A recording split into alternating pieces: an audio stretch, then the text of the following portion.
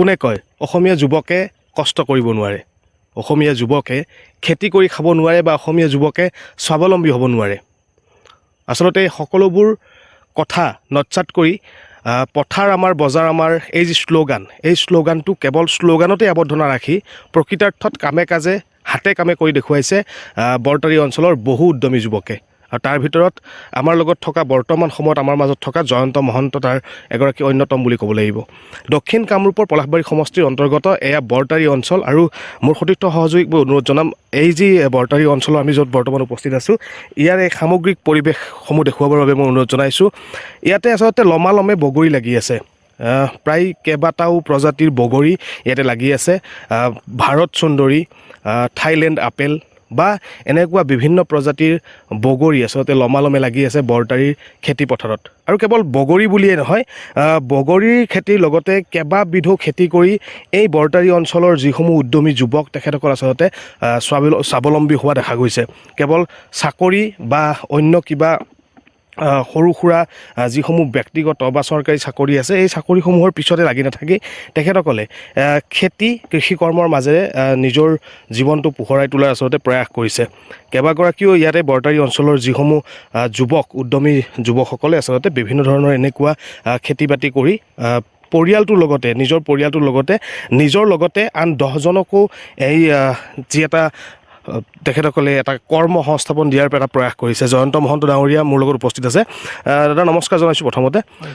হয়, প্ৰতি বছৰে আচলতে আপোনাৰ এই খেতিখনক যদি এবাৰ নাহোঁ তেতিয়াহ'লে মনটো যেন সম্পূৰ্ণ হৈ নুঠে, ক'ৰবাত কিবা এটা আধৰুৱা যেন লাগি থাকে। এইবাৰ খেতি কেনেকুৱা আৰু কি কি খেতি কৰিছে? হয়, তো আমি আজি 2007 চনৰ পৰা কৃষিৰ লগতে জড়িত হৈ আছোঁ। গতিকে 2017 চনৰ পৰা এই বগৰী খেতি কৰিলোঁ। বগৰী খেতি এতিয়া বৰ্তমান আমাৰ বগৰী খেতিৰ সময়। এতিয়া বগৰী খেতি মই এইবাৰ 10 বিঘা মাটিত বগৰী খেতি আছে। আৰু বগৰী খেতিটো এতিয়া বৰ্তমান বজাৰত সৰস্বতী পূজাৰ পৰা বজাৰখন আৰম্ভ হৈছে। এতিয়া বজাৰলৈকে পঠিয়াই আছোঁ আৰু বগৰীক লৈ ব্যস্ত এতিয়া বৰ্তমান।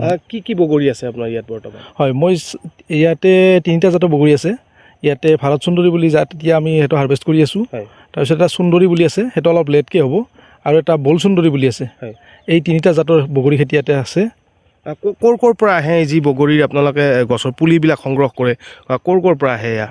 হয়, এই বগৰী জাতবিলাক আচলতে হেৰি হয়, এইবিলাকতো আমি ৱেষ্ট বেংগলৰ পৰাই অনা হয়। ৱেষ্ট বেংগলৰ পৰা আহে, তালৈ মানে কি এটা অষ্ট্ৰেলিয়ান বল বুলি কয়, এইটো ডেভেলপ বাই অষ্ট্ৰেলিয়াই কৰা এইটো হেৰি হয়। আৰু ঠাই ভেৰাইটিও আছে এটা। এইখিনি আমি কিন্তু ৱেষ্ট বেংগলৰ পৰা আনো। যিখিনি পৰিশ্ৰম আপোনালোকে কৰে বা যিকোনো এটা কৰ্মতে আচলতে কষ্ট লাগিবই, আৰু আপোনালোকৰ এই কৃষি বুলি কোৱালৈ কৃষিৰ লগতো বহুত আপোনালোকৰ কষ্ট, আপোনালোকৰ সাধনা ত্যাগ জড়িত হৈ থাকে। এই যি পৰিশ্ৰম হিচাপে পাৰিশ্ৰমিকখিনি আপোনালোকে পায়নে নাপায়?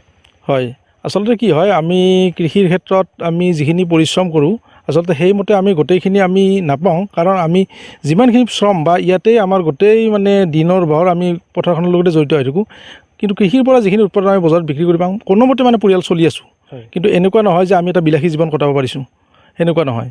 গতিকে আমি কোনোমতে চলি আছোঁ, কিন্তু এনেকুৱা যে আমি এই কৃষিৰ জৰিয়তে বা কৃষি কৰ্মৰ জৰিয়তে কিন্তু আমি পৰিয়ালটো চলি আছোঁ। নিজৰ পৰিয়ালৰ লগতে আপোনালোকে আৰু আন 10জনকো কিন্তু কৰ্ম সংস্থাপন দি আছিলে, সেয়া কেনেকুৱা ধৰণৰ সত্য? কিমানজনক কেনেকুৱা ধৰণে নিয়োগ কৰা হয় লোকসকলক? মানে কি হয়, আচলতে আমাৰ এই কৃষি ক্ষেত্ৰৰ লগত আমি নিজৰ লগতে আৰু কিন্তু বহুকেইজনক আমি জড়িত কৰোঁ। আমাৰ লগত বহুতো জড়িত হৈ থাকে, কাৰণ এই ডাঙৰ খেতিপথাৰখন অকলে চম্ভালাটো সম্ভৱ নহয়। গতিকে আমাৰ স্থানীয়ভাৱে কিছুসংখ্যক মানুহ আমাৰ লগত থাকে, আৰু তেওঁলোকে প্ৰত্যেক দিনাই তেওঁলোক আহে, আমাৰ কৃষি কৰ্ম কৰে আৰু গধূলি উভতি যায়।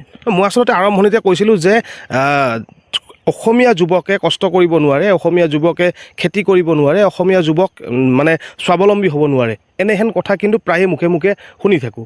কিন্তু প্ৰকৃতাৰ্থত সেয়া হয় জানো? আজি যিটো বৰতাৰী অঞ্চলত যিটো আপোনালোকৰ কৃষি বিপ্লৱ দেখিছোঁ, এয়া দেখি এনেকুৱা লাগিছে যেন এয়া সম্পূৰ্ণ মিছা। কাৰণ অসমীয়া যুৱকে কষ্টও কৰিব পাৰে, খেতিও কৰিব পাৰে আৰু স্বাৱলম্বীও হৈছে। নিশ্চয়, এইটোতো মানে হেৰি হয়, মানে অসমীয়াৰ ক্ষেত্ৰত আমাৰ যথেষ্টখিনি, অসমীয়া বুলি ক'লে যথেষ্ট হেৰি আছে, প্ৰতিভা আছে। অসমীয়াই মানে কোনো ক্ষেত্ৰতে পিছ পৰি থকা জাতি নহয়, যে আমাৰ কৃষিয়ে হওক বা অন্য ক্ষেত্ৰতে হওক, সকলো ক্ষেত্ৰতে কৃষি কৰিব পাৰে। গতিকে আমি কৃষক হিচাপেও যথেষ্টখিনি আমি কৰি আছোঁ, বা আমাক দেখি আৰু বিভিন্নজনে এই কৃষি কৰ্মৰ লগত জড়িত হৈ পৰিছে। গতিকে এইটো কথা ক'ব বিচাৰোঁ যে কৃষিয়েই হওক, যিকোনো কৰ্ম বা কৃষিকেই হওক, ভাল ধৰণে যদি কৰা হয় তাৰ পৰা এটা হেৰি পোৱা যায়। বগৰীৰ বাদেও আৰু কি কি খেতি কৰিছে? মই এইবছৰ বগৰী খেতিটো প্ৰধানকৈ আছে, তাৰপিছত মাকৈ আছে, আমি চিডৰ কাৰণে মাকৈ খেতি কৰিছোঁ, সৰিয়হ খেতি কৰিছোঁ আৰু ড্ৰেগনৰ খেতিও এবাৰ কৰিছোঁ অলপ পৰীক্ষামূলকভাৱে। পাচলিৰ খেতিও হৈছে। কম বেছি পৰিমাণে পাচলি খেতিটো আমাৰ থাকেই অলপ। আৰু বৰতাৰী বুলি কোৱাৰ লগে ধন্যবাদ জনাইছোঁ জয়ন্ত মহন্ত ডাঙৰীয়াক। আৰু আচলতে বৰতাৰী বুলি কোৱাৰ লগে লগে কল খেতিৰ কাৰণে এই দক্ষিণ কামৰূপ অঞ্চলৰ পৰা এটা বিখ্যাত হৈ পৰিছে এটি নাম, এয়া হ'ল বৰতাৰী। আৰু বিভিন্ন সময়ছোৱাত বিভিন্ন ধৰণৰ কলগছৰ বা বেমাৰৰ কাৰণে তেখেতসকলে কল খেতি বৰ্তমান স্থগিত ৰাখিছে, যদিও এটা সুকীয়া পৰিচয় আছে বৰতাৰী অঞ্চলৰ, সেয়া হ'ল কল খেতিৰ বাবে। আৰু ইতিমধ্যে বহুতো খেতি কৰিছে, আমি আপোনালোকক দেখুৱাই যোৱাৰ প্ৰয়াস কৰিছোঁ যে কেৱল বগৰীয়েই নহয়, এই অঞ্চলটোত মাকৈৰ পৰা আদি কৰি বিভিন্ন ধৰণৰ পাচলিকে আদি কৰি বিভিন্ন খেতি বৰতাৰী অঞ্চলৰ এই আচলতে উদ্যমী যুৱকসকলে কৰি এক প্ৰকাৰ স্বাৱলম্বিতাৰ এক পথ দেখুৱাবলৈ